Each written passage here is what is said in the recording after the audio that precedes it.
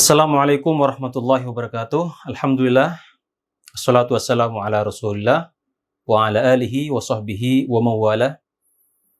Subhanaka la ilma lana illa ma 'allamtana innaka antal alimul hakim wa tub alaina innaka antat tawwabur rahim. Anak-anakku sekalian yang senantiasa Ustadz banggakan, pertama-tama marilah kita bersyukur kepada Allah dengan mengucapkan Alhamdulillahirabbil alamin atas segala limpahan rahmat, nikmat yang Allah limpahkan kepada kita sehingga sampai pada saat ini kita masih diberikan nikmat sehat, nikmat iman oleh Allah Subhanahu wa taala.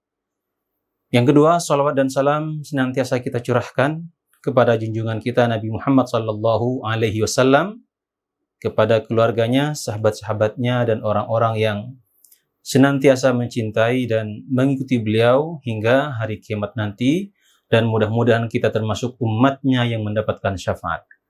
Anak-anakku sekalian yang Ustadz cintai dan Ustadz banggakan, pada kesempatan yang berbahagia ini melalui video pembelajaran belajar dari rumah, Ustadz sengaja membuatkan video agar kalian bisa pertama, kalian bisa lebih mudah memahami isi dari materi yang akan kita pelajari, dan tentunya kalian sudah lama tidak pernah melihat Ustadz. Nah, sekarang kalian bisa bertatap muka dengan Ustadz walaupun tidak secara langsung.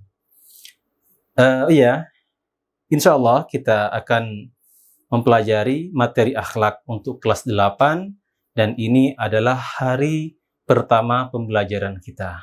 Nah, saya Ustadz sudah menyiapkan materinya, dan silahkan kalian buka buku akhlaknya, buku akhlak kelas 8-nya, diperhatikan baik-baik, nanti Ustadz bacakan, kemudian Ustadz terjemahkan, dan kalian mencatat apa yang Ustadz baca, kemudian kalian harokati, dan jangan lupa kalian catat terjemahan. Nah, baik, kita akan masuk ke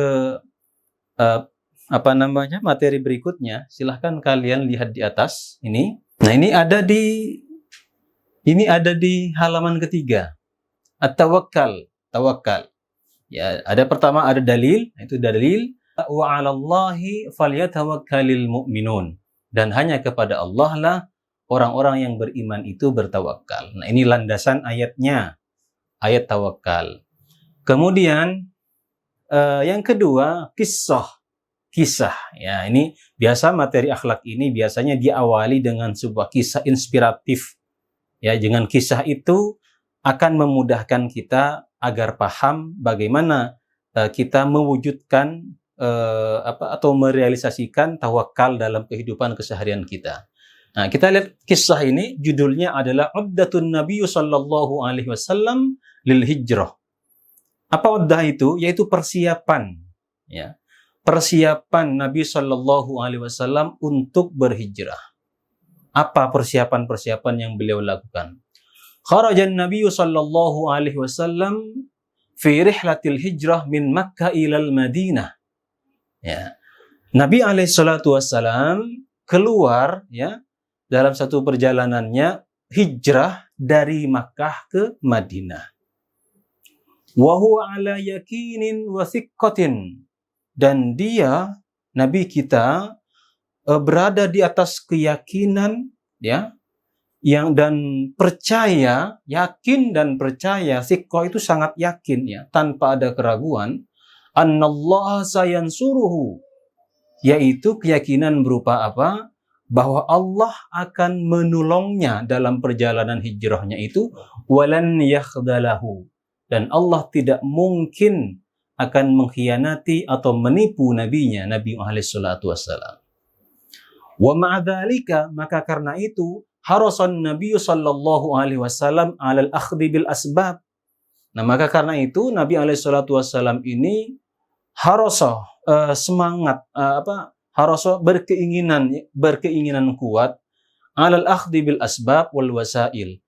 Al akhdhi bil asbab itu maksudnya menentukan media-media atau menentukan sebab itu sebagai perantara untuk hijrah itu.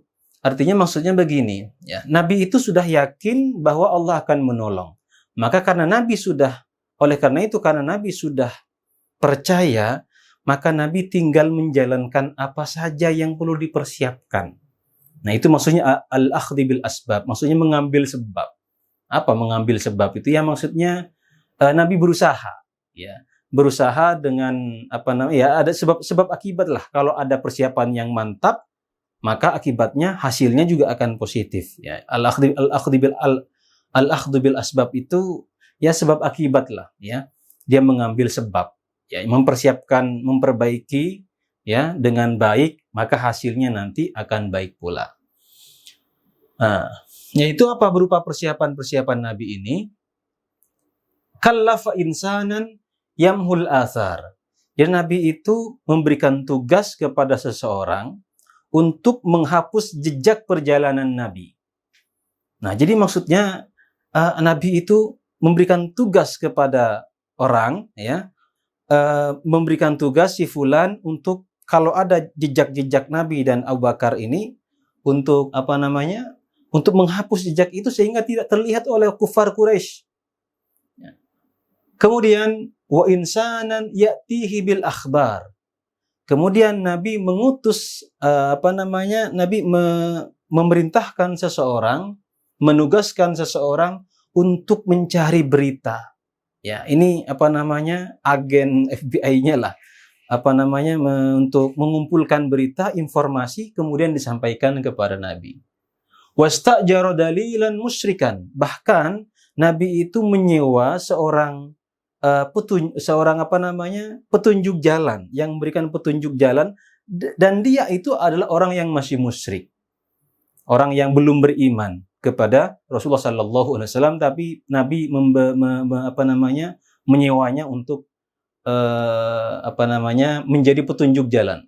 Nah, wa amara Ali bin Abi Thalib bi ayyalbasa burdatahu, dan Nabi memerintahkan kepada Ali bin Abi Thalib untuk menggunakan burdahnya, pakaian Nabi, penutup pakaian Nabi, ya, burdahnya, atau bisa juga selendangnya. Wa yabitu fi firashihi, wa yabita fi firashihi, dan memerintahkan kepada Ali untuk tidur di tempat tidur Nabi, ya, tilkal lailah, pada malam itu. Pada malam itu. Jadi Nabi, ya, siapa kita yang meragukan tawakalnya Nabi? Ya, siapa di antara kita yang meragukan bagaimana tingkat tawakal beliau itu kepada Allah? Tetapi walaupun demikian, Nabi sudah pasti dijaga dan tidak akan mungkin dibiarkan oleh Allah. Walaupun demikian, Nabi masih mempersiapkan persiapan-persiapan agar bisa sampai ke Madinah itu dengan selamat. Nah, inilah yang dimaksud dengan al-akhdhu bil asbab. Jadi dia mengambil sebab. Artinya kalau dia tidak memberikan persiapan-persiapan, tidak menyiapkan persiapan-persiapan yang baik, itu akan menjadi sebab gagalnya perjalanan Nabi. Nah, maka ini dimaksud dengan al-akhdhu bil asbab itu, ya ini perantara-perantara, wasilah-wasilah, sehingga Nabi sampai ke ke Madinah dengan selamat. Lanjut, kemudian selanjutnya waqtaba'a fi ghari Thur. Kemudian Nabi itu bersembunyi di gua Thur, ya. Bersembunyi di gua Thur. Wa hakadha an-nabiy sallallahu alaihi wasallam tawakkala 'ala Allah subhanahu wa ta'ala. Dan beginilah tawakalnya Nabi kepada Allah subhanahu wa ta'ala. Jadi Nabi tawakal itu bukan kemudian meninggalkan usaha-usaha dibiarkan, begitu, tidak. Walaupun Nabi sudah bertawakal, tetapi usaha tetap optimal. Itulah sebaik-baik tawakal. Jadi jangan bertawakal begini. Misalkan punya HP, kemudian HP-nya ditaruh biasanya kalau anak-anak itu taruh barang sembarangan di mimbar.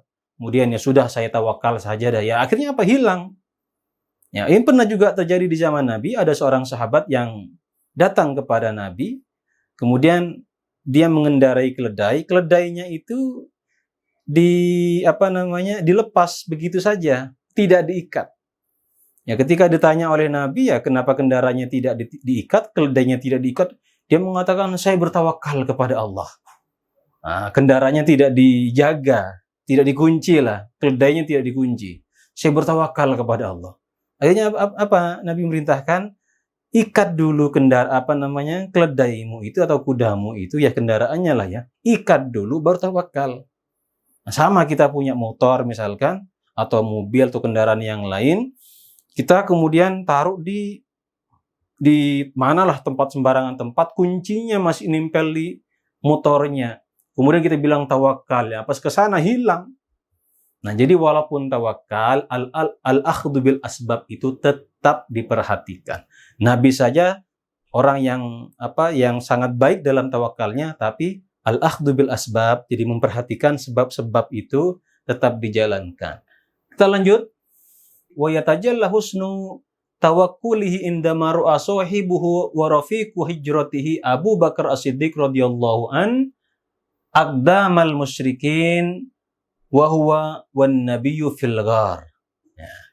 Dan tampak jelas kualitas tawakal Nabi itu ketika Abu Bakar, teman Nabi yang menemani perjalanan Nabi ini, melihat kaki orang-orang kafir musyrik, ya, yang berada tepat di bawah Gua Sur itu, tepat berada di bawah kaki orang-orang mereka itu. Tepat berada di kaki orang-orang musyrik itu. Faqala As-Siddiq, ya, ya Rasulullah, lau anna ahadahum nadhara ila qadamaihi, ya Rasulullah, seandainya di antara mereka itu melihat ke kedua kakinya, ya, absorna tahta qadamaihi, maka pasti mereka akan melihat kaki kita. Ya, mereka akan melihat kita, karena posisi Nabi dan Abu Bakar itu ya di Gua Sur itu kecil, dan kalau mereka menoleh begini itu terlihat Nabi dan Abu Bakar. Ya, kemudian Nabi SAW berkata kepada Abu Bakar, ya Abu Bakar, ma dhannaka bisnain Allahu salisuhuma. Ya Abu Bakar, apa yang kamu kira kita berdua ini? Ya, sesungguhnya Allah adalah ketiganya. Jadi walaupun terlihat berdua Abu Bakar dan Nabi, tapi Nabi sangat yakin Allah bersama mereka dan senantiasa menjaga mereka. Nah, inilah sebaik-baik tawakal. Nabi mempersiapkan segala sesuatu, menugaskan seseorang untuk menghapuskan jejak, menyewa seseorang untuk menjadi petunjuk jalannya, kemudian menugaskan seseorang untuk mencari informasi, bersembunyi di dalam gua. Ini adalah al-akhdhu bil asbab. Ya, jadi mencari ini adalah al-akhdhu bil asbab. Tawakal tapi upaya tetap optimal sehingga mereka bisa selamat sampai ke Madinah. Nah, ini materi yang pertama sebelum kita masuk di materi berikutnya.